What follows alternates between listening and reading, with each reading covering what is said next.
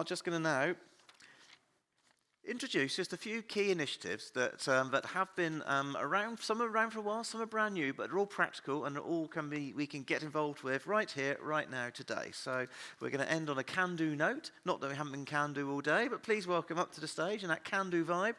David Coles is welcome. David back up. Andy Alder, who's MD for Major Infrastructure Delivery at Anglian Water now.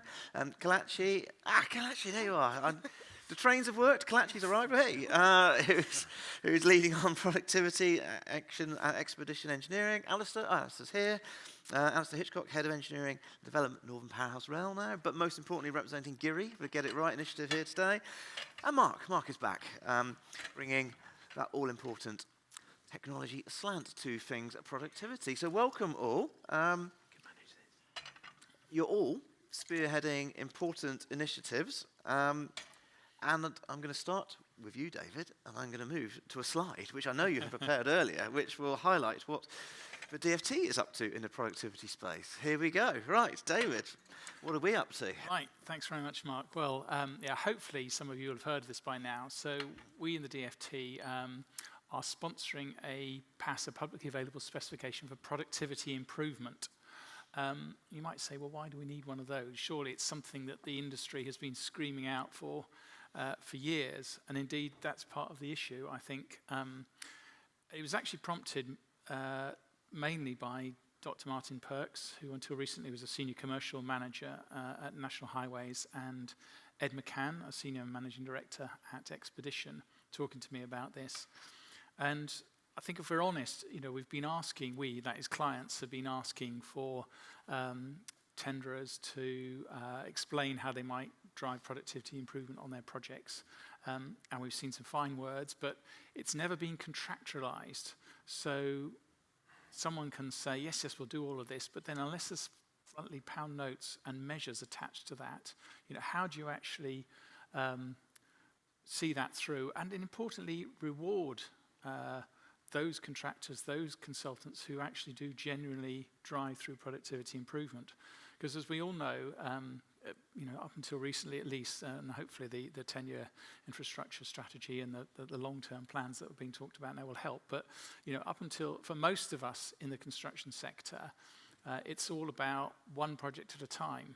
It's very hard I believe, for a contractor to go to their board and say, yes, we've got this £100,000 piece of investment innovation we could do on this project, but we may only save £50,000 on this project. Inevitably, people have to look at, and a test is it going to pay back on that one contract? And if it isn't, then it's really, really hard to convince directors to invest. So what we're fundamentally trying to do with this PAS is to enable winning contractors and consultants to commit to productivity improvement, to commit to innovation, and I thought about it carefully. I used the word on the slide of being handsomely rewarded for doing so, because for far too long we've also had an industry where the profit margins have been rubbish, but compared with any other sector. Well, we shouldn't just accept that. I think clients are happy to see handsome rewards for good returns. So I think it's all about actually encouraging that innovation, encouraging that productivity improvement, because we are in dire straits compared with most of the economy and other engineering sectors. Brilliant. And straight to you, Andy, because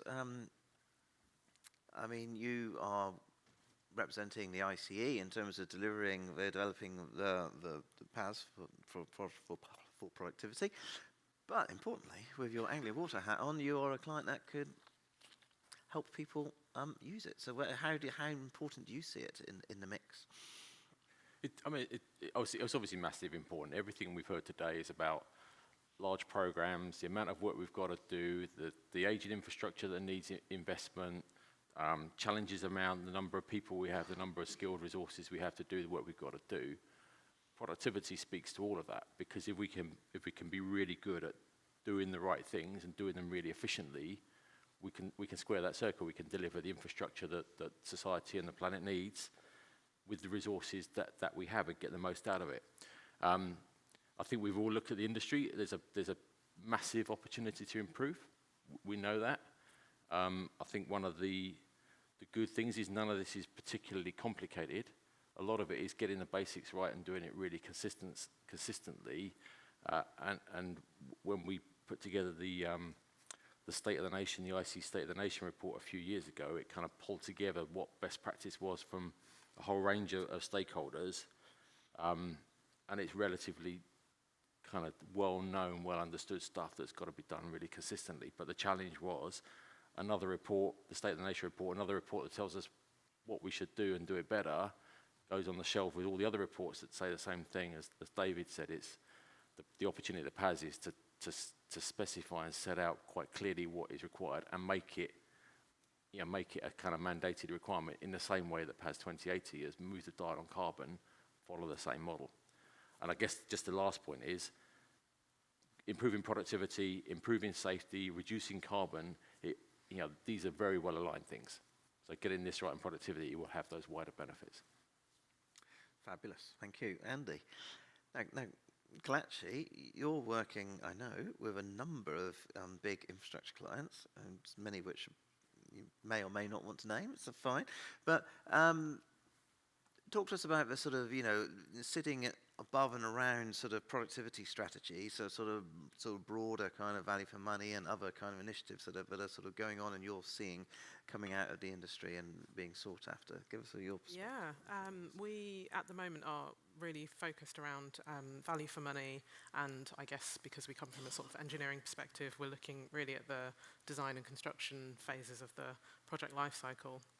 And I think the reason why we're sort of talking about value for money now is over the last few years we've been doing a lot of work around cost and drivers of cost, and done some work as part of the productivity task force to kind of understand, what are the key drivers of cost, and that's been really, really valuable work and really well received. But now starting to think about, how do we expand that to include value for money? How do we start to think about, actually, it's not just cost. How do we help projects and programs get the benefits that they want to get, and the sort of value outcomes that these projects are supposed to deliver? So we're really thinking about how do we look at efficiency and effectiveness in the design and construction life cycle, and how that sort of threads through to value outcomes for projects and programs. Grand, brilliant. Alistair, you have been long an advocate for one of the simplest ways of improving productivity in our sector, which is to stop getting things wrong. So talk to us about that, what that initiative is, how people can get involved in it, and maybe talk a little bit about how you've been using it on your big project. Excellent, thanks. I've got a slide as well, so I don't know whether you want to give a bit of flavour to that. Yeah, thanks everyone. GIRI, easy to say, what is it about? I think if you just permit a very brief Rory Stewart-esque kind of explainer for what, if you haven't heard about GIRI, so it's the Get It Right initiative. It's a non-profit membership organisation, got over 130 members, it's been going 10 years, we had the celebration last November. Basically, mission is improve productivity by eliminating error. The GIRI commissioned research when it was founded, and the pie chart there sort of indicates that on average across our UK construction industry, we waste between 10 and 25%, so on average about 20% through avoidable error and waste. That's a huge amount. If you factor that up over the average spend across the industry, somewhere in the order of £20 billion a year is added on to the cost of projects due to avoidable error. So that's huge. That's really important to go after, right? And it's got the benefits, as Andy said, if you don't make mistakes, you're not spending carbon on replacement materials. You are probably improving your health and safety, because the statistics suggest that a lot of site accidents occur when people are repeating things, maybe trying to rush, trying to recover time. So there are some really important benefits.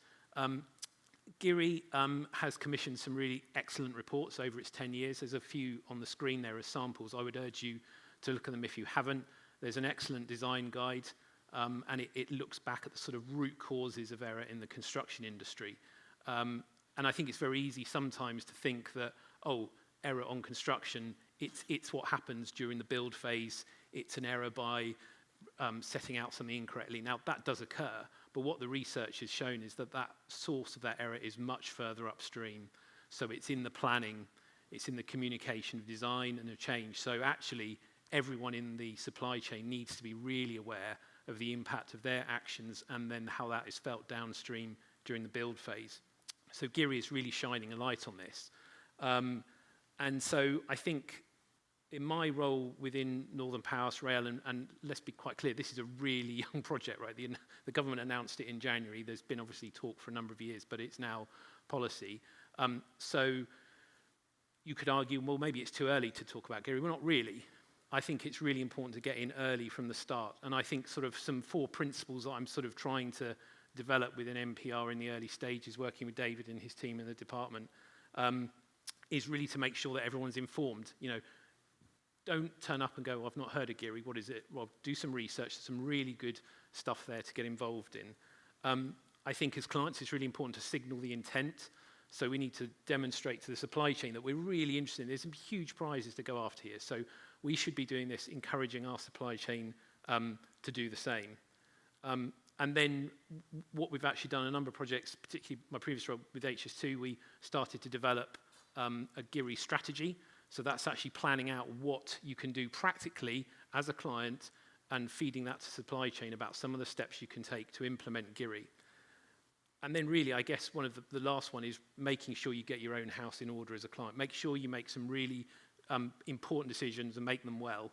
Be aware that the things that you do as a client have massive impact on the downstream thing. And I think that's how I see GIRI fitting in at a really front end of a major program.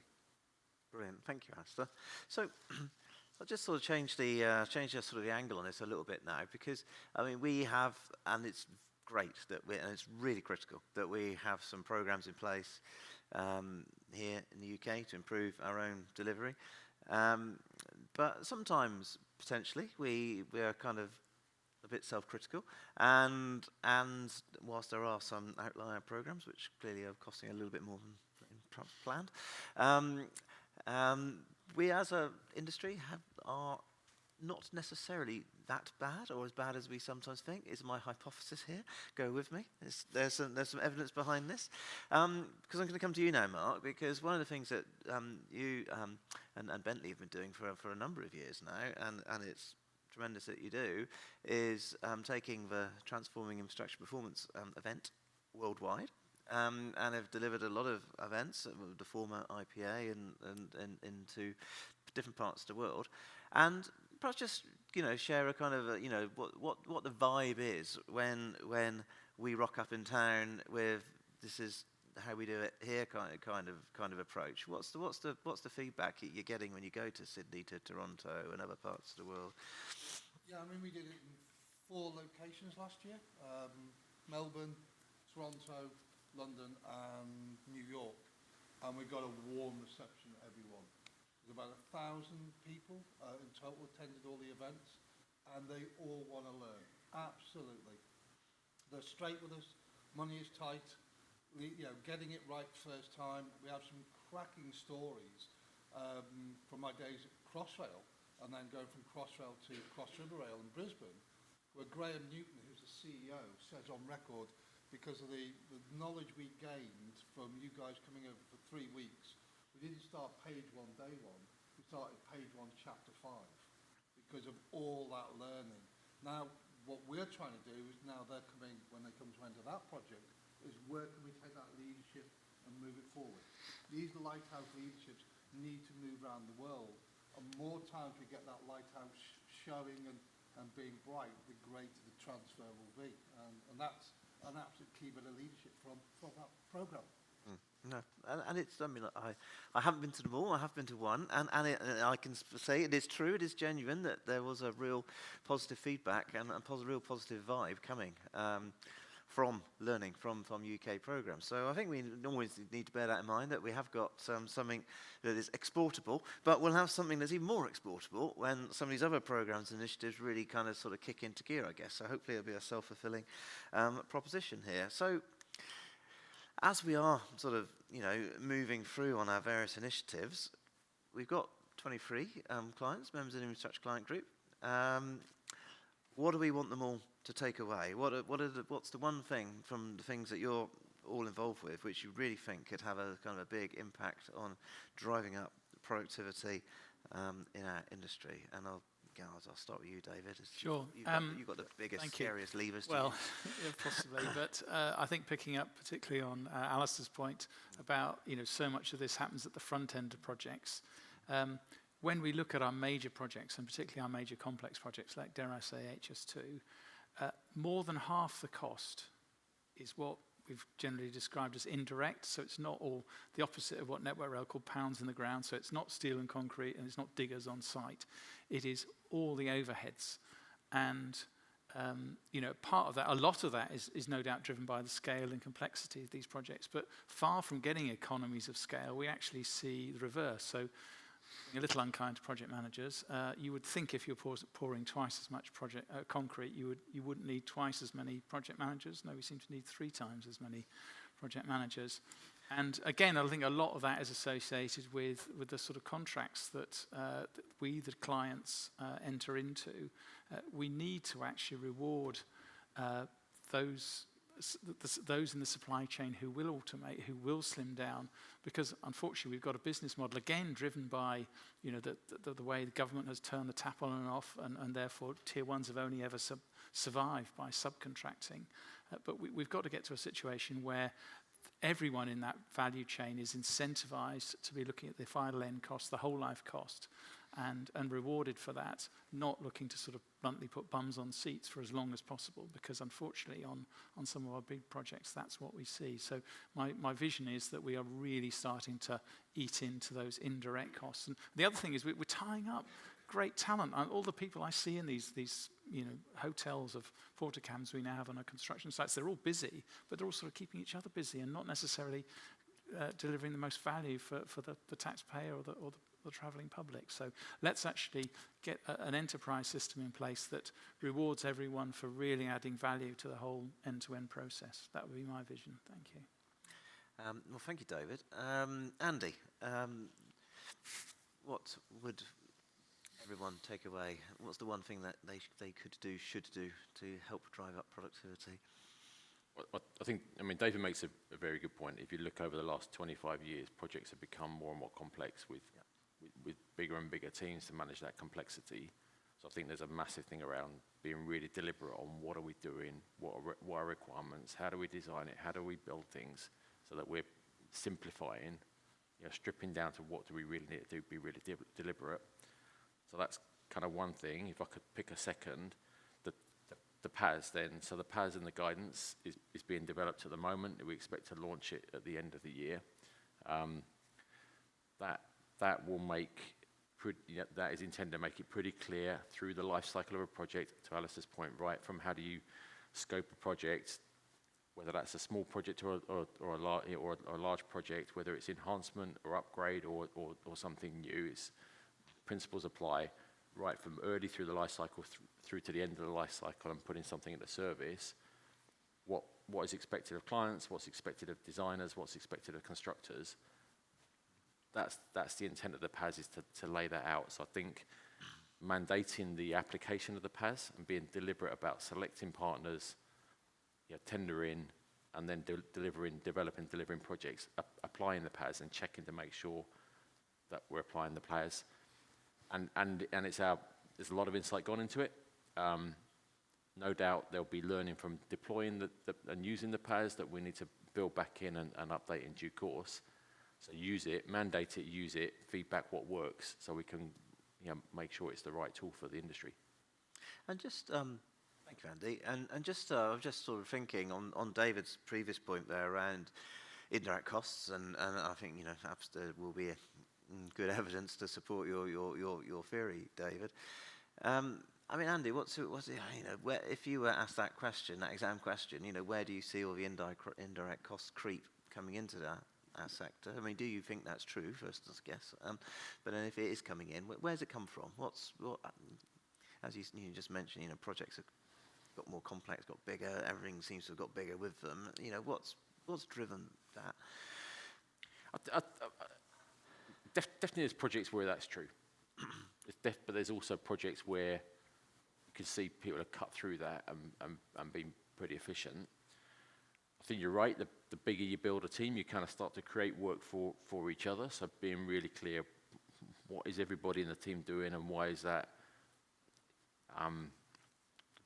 Check in that everything that people are doing is aligned with what you're trying to, the outcome you're trying to achieve.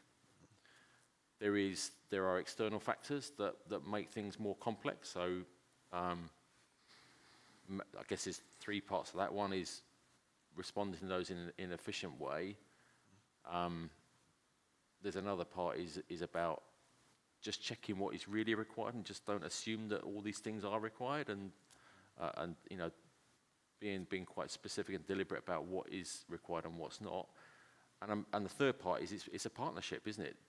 These projects are partnerships within the team, but it's a partnership with the wider stakeholders. So sometimes having the conversation about what's really required here and what stakeholders do and don't want, and understanding that can help to deliver that in an efficient way. Clatchy and nodding along there, so that's reassuring. I was going to say, I mean, I was sort of thinking in answer to that question, I would agree, it really is about that kind of early engagement with the requirements. I think that's one of the things that we see time and time again, and the role that we often play in projects is to provide that kind of independent review. And often it comes back to actually, have we incentivized people to challenge requirements, challenge constraints? Let's make sure that we're getting that right up front, because actually you set a lot of your decisions so early, and by the time somebody's come in to independently have a look at it, actually we've kind of missed the opportunity to get the value. So I think I'd really support that in terms of how do we kind of, as an industry and as a group of capable and technically minded people, really bring that challenge early. Well, I'm pleased. I mean, it's good to hear you using and supporting the use of the word challenge, because I think Andy's talked about it, but I think one of the things we're striving for with the 4010, the productivity standard, is to emulate 2080, the carbon standard, which has lots of challenge language in it. So, it empowers every actor in the value chain to challenge the solution which is being proposed to them. If in 2080 terms it's around challenging, if there's a lower carbon solution there, in 4010 it will be challenging, is there a more productive solution there? So, and I think that hopefully will be quite empowering in the new productivity standard, that perhaps those in the value chain who would otherwise feel unable, constrained from challenging upwards or sideways, or whichever way the challenge would come from, to actually say, no, there's a better way of doing this, and flagging it and getting it recorded and evidencing it, and therefore making the client usually make a decision that is in full knowledge that there are better ways of doing this, should be a major step forward. So I think that's quite encouraging, that will be useful in terms of providing advice going forward. And I guess hopefully, Andy, that's something we want to keep in the past. Mark, can I add one other thing that I think has driven this, and that's risk aversion, particularly risk aversion by clients. We pretend that we can push all the risk on to consultants or contractors, and inevitably, they will go out of business if they're asked to take too much risk. So, we kid ourselves as clients if we think we can do that. And the response often when something goes wrong is, let's have another layer of assurance. Yes. So you end up with engineers, and I won't quote which projects, but reliably being told engineers designing something or looking at a technical issue, a couple of days to sort it, so that those doing all the 3 levels of defence assurance process can have 6 or 8 weeks to review all of that. I mean, we have just got that searched the wrong way around. But again, it perhaps comes back to the conversation we were having earlier with Steve on asset management. Is partly I fear that's lack of experience and knowledge within our engineering base. People brave enough to and supported to make those sort of decisions, to take a bit of risk. So how do we flip that risk aversion then? We've got public sector client, private sector clients. So next year here, possibly easier for the private sector client, Andy, I don't know, before we ask Alistair to be less risk averse than his next big project. Yeah, well, I think have to accept that you've got to manage that risk effectively as a client. I mean, that's the reality. If you don't, you're going to pay for it down the line. So you need in coming up with a delivery strategy for projects, and it doesn't matter whether it's rail or whatever, you've got to factor in sufficient time at the front to do the right things in the right order. I know it's a bit kind of get back to basics, but I think we've sort of lost sight of that a bit too much. And so, you can, as a client, effectively manage the risk if you do the right things in the right order. You don't pass it down to supply chain. You try and identify your key risks, and then you set about strategies to mitigate that, whether that's extensive GI at the front end for an earthworks project, or you invest time and money in a proper client-led scheme design where you actually design out, you sort the requirements out, you don't push requirement uncertainty down the chain to your contractor. They're not the best people to sort out what requirements you want as a client. So I think it is absolutely our obligation as clients to sort this out. And I was going to say the same thing. In that, as a client, you own the risk. You're responsible, accountable for producing infrastructure that does what it's got to do. So absolutely, passing on an insolvable problem to the supply chain isn't going to solve your problem in the long run. From an assurance point of view, you then got to think sensibly about how do you manage the risk, do all the right things to manage the risk, put the right things in place to do it right in the first place.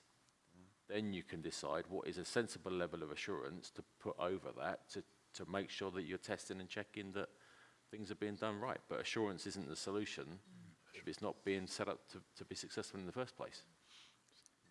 Grand. Mark, you look... Yeah, I was going to say, I was in Australia last week doing the tip in Melbourne. 2 days before, on the Monday, they actually said about the Newcastle to Sydney railway line being upcoming. And the phrase is there, we've been working a lot of time with investors on the PPP side. The project needs to be shovel-worthy, not shovel-ready. So that mindset is dripping out now internationally. We spend a lot of time with investors working out there, and most of them now we're seeing going away from a 3 to 5 year investment on linear investment and going 25 years, so they can actually be involved at the front end around the project.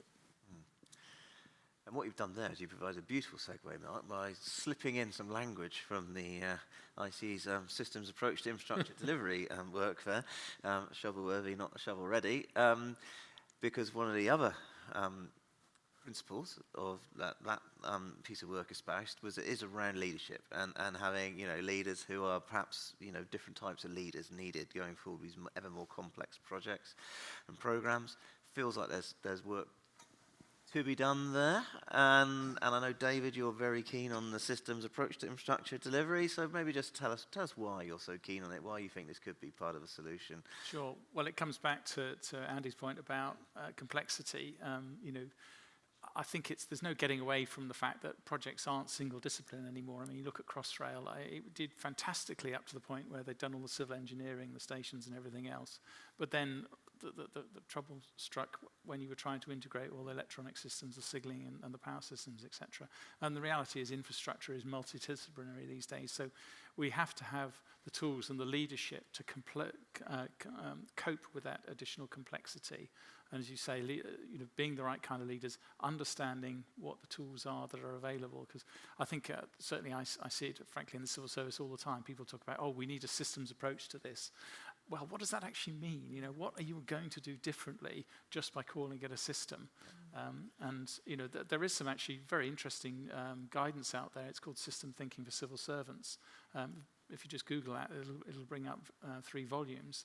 But what I find fascinating is that not a single one of the case studies the last time I looked was a hard infrastructure project. It's all about applying systems thinking to, for example, a new tax regime or how to deal with job centres. All very valuable stuff, but not the sort of things that we normally deal with. And I think, and at the other end of the spectrum, as I call it, you have the systems engineer, the very structured approach that INCOSE qualified engineers take with systems architecture, validation, and verification, all really good stuff. But I think somewhere in the middle there is the sort of sweet spot of the sort of what we actually mean by systems approach and the kind of tools we want for leaders in this space. Andy, buzzword or practical, sensible plan? In terms of systems thinking? Yeah. I don't know, infrastructure's got to be, it's got to work as part of a wider system. So absolutely, the understanding of how the system works, and particularly in the space that I'm working in, Anglian Water, is setting up the projects right at the start, knowing how they're going to operate in service and how you're going to take it into service and how you're going to commission something, the asset, in a way that it's going to work. You've got to understand that system and then work back to what do we have to do to be able to deliver that system. I suppose as a true Tideway veteran that you are, I'd expect you to say nothing less. So absolutely, bring it on. Alistair, where do you see the, I mean, just in that sort of, that leadership space, what are we missing? What are we missing? If we are missing, what kind of expertise, skill sets are we not quite gripping? So I think you hear this quite a lot, but the need for the controlling mind, that someone or a group of people understand the big picture. And I think sometimes that's lacking in major programs, often because the program's so massive that you can't actually get your head around it. But that means that people end up naturally falling into silos because that's all they can deal with. Yeah. And then you lack the ability to stitch it all together. And before you know it, someone's, you've got a group of people, they're raced off, they've done what they think is exactly the right thing. It doesn't fit with the other bits. So I think the ability of having some really top-notch leaders that are able to step out of the detail and be able to stitch together multiple complex threads, who have got a kind of a multidisciplinary nature. I think we talk about the T-level kind of engineer that's broad with depth maybe in one, something like that. Are we training the right skills? Are we giving graduates coming out of uni the right opportunities and exposure on our programs? I'm a reviewer at the ICE, and Andy, you as well, aren't you? And we see an awful lot of candidates coming through for chartership who have done the classic NEC3 sort of experience of writing an early warning, being involved in a compensation event, and that's fine because that's how we run, but it doesn't feel like those individuals have got this broad experience of major programs and being able to stitch things together. If I could just add on that, there's the challenge that you're right, you need the controlling mind to understand the kind of blueprint, the master plan, but at the same time empower the team so that the teams are able to bring their ideas and expertise to play, and you've got to work between those. Yeah. We're seeing actually, I don't know if it's on the backlash of COVID and teams, more of a command than a collaborative aspect. People have got working, so used to working either at home or working in very small groups, that collaboration across a wider project has gone, and people are just focused on just the command structure and getting it done. If I may, Mark, Yes. as well, I sort of out of the blue got approached by some people at the Royal Academy of Engineering who'd been doing some work with the health service, who find exactly the same issue themselves, particularly as patients are getting older. They've got more than one thing wrong. They call it multiple comorbidities. And the complexity that introduces, and the increasing specialization of medics means it's getting harder and harder to have someone who has that overview. So the message going back, I believe, in the health service is, right, we somehow need to encourage people who have got that broader understanding to be able to look at the whole thing. Not easy, but I find it fascinating that they're struggling with the same issues as we are, perhaps, in infrastructure. Kalachi? Yeah, really interesting. I think one of the things that we see regularly is this kind of attitude that productivity is something extra. Yep. It's something special that we add on. Yep. And it, sort of to your point about actually how do we think about things broadly, have a kind of holistic view of the work that we do. It's been a really interesting conversation that we've had to have with people to say this is not additional. This is a core part of of what we're trying to do to deliver. So I think we do have an issue in the way that we think about things in kind of boxes at the moment. We're not really able to embed things in the way that we should. I think it's been put to me and some other work I've been doing that, and sorry, Mark, but the kind of the siphoning off of cost control to QSs in the UK industry has meant that technical engineers have been able to almost like divorce themselves from anything to do with cost, and to the extent that we don't understand it. Whereas in other, certainly in Europe, that hasn't happened, and engineers control the cost, and that seems to be something that's happened structurally to the way we operate as an industry, which should be quite hard to row back from that. There's quite a lot of well-established QS businesses in town, so I'm not quite sure how we'd row back from that. But like, I mean, go back to your day. That's what you would have used to have done, I guess, Mark, on Crossrail and other projects. Absolutely, and now you're seeing. I think the main thing, that skill set of a QS was great with an Excel document. They're now moving more into the digital world. The amount of QSs that I used to work with on big projects are now crossing over and playing more with the digital tools. I think it is, as you said, becoming divorced, and we need to reaffirm those lines again. Yeah, absolutely. Get ourselves reconnected a bit, I think, I think it's an absolute valid point, Kelechi. We need to own that as a core part of the job. Yeah. Well, fabulous, people. Thank you very much for joining me up here on the stage. One final practical tip from each of you before we leave. If one thing everyone should do, not necessarily right now, because in about 5 minutes' time, I encourage everyone to come back downstairs to the keynote stage. So don't do it right now, but maybe in 15 minutes' time, what's the one thing that everybody should do to help boost the productivity in a small way or a big way on whatever it is they're doing tomorrow? One thing. David? Okay, well, if you wouldn't mind putting my slide back up, I mentioned the Competition Markets Authority. They are doing a review of the civil engineering sector, and they are out for consultation. There's some really interesting stuff if you read this Qualitative Research with Civil Engineering Jigsaw Research Project. I think it'll shine with an awful lot of people, but please dip into that and through your own organisations, or I think even as individuals, feedback, because they are very, very interested in helping us fix some of the challenges we talked about today. Thank you, David. Everyone do that. Andy? Simplify. Look to simplify what we do, what is it we're doing, what the requirements are, why we're doing it, how we're doing it. There's a lot of inefficiency, waste, frankly, in some places nonsense, that if we cut through that, we'll be more productive and make it a more enjoyable industry for people to work in and attract the people in, because no one likes working in something that you think, hang on, this is a bit inefficient. Brilliant. Simplify. Kelechi? I'd say recognise that there's no silver bullet, and take small steps. So, incremental improvement is still improvement. It's still valuable. Alistair? Somewhat predictably, if you change the slide again. Yes. I'm plugging, I know. But look, immerse yourself in Geary. If you haven't heard of it, go on the website and just read some of those reports. They are really, really good. And I was going to, this is very cheesy, but paraphrase a politician that says we can get tough on error, tough on the causes of error. Together. There we are. And Mark, sign up for TIP London? Oh, definitely sign up for TIP London, learn more. But I'd go with that. If you were physically possible, take your time, don't rush the site, and practice it digitally as many times as you can. A mistake on a computer is far cheaper than a mistake on site.